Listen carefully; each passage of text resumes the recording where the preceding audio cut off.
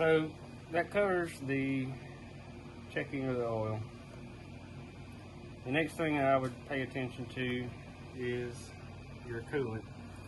So most vehicles these days are set up with the radiator, the pressurized system that runs through the engine, and then the overflow reservoir, which is here.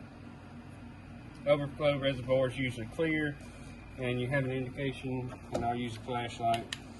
You have an indication for full and low. Some will say full hot, so that means if the engine's hot, then that's full, and they may have a full cold, which will be a bit lower, and that's because of the expansion contraction of the coolant as it gets hotter and colder.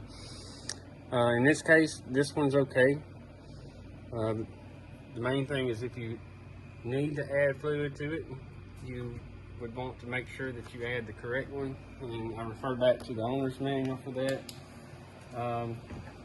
Most manufacturers are always going to recommend their specific coolant, but there are always ways to cross-reference that. There's generic products and aftermarket products that you can use safely in these, but you just have to pay attention to that. Much like the oil, you have to pay attention to that specification to make sure it matches, and to make sure they're compatible so that they don't interfere with each other. So once you've checked the coolant, well, one more thing I want to add is, if you're going to add coolant, always add it to the overflow reservoir. Do not attempt to do this, especially if the engine's hot. Don't try to add it here. This is where the pressurized part of the system is, and that's why they have a warning label. It's potentially dangerous. If the engine's hot, you can be burned.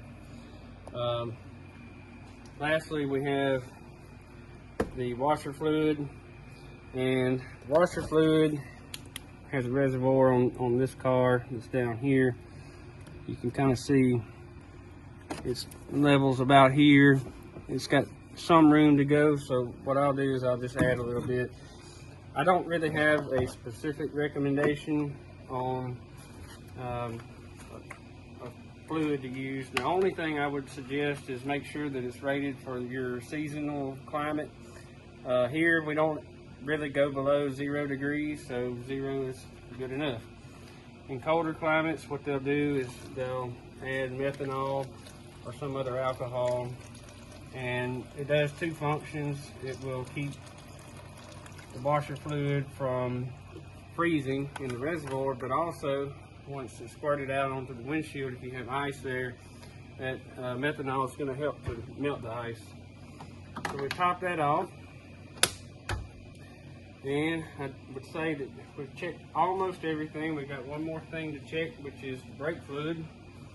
And here you can see you have maximum, minimum, and it looks like we're at the maximum. Same principle applies. I think on this cap here it's printed what the specification is for the correct brake fluid. This is probably as important as the engine oil and the coolant, probably more so because it's a safety thing. You want to make sure you get the right brake fluid in there if you have to add. And if you have to add brake fluid, it means you may have to search for a source of a leak or some reason why you're losing it. So this is a very safety sensitive fluid to check. So that's the main things that you would want to check, just on a routine interval.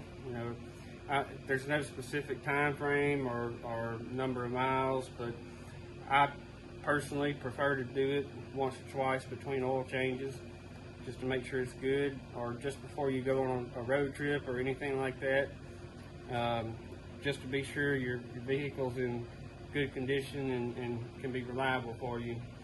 I guess that's all for this video.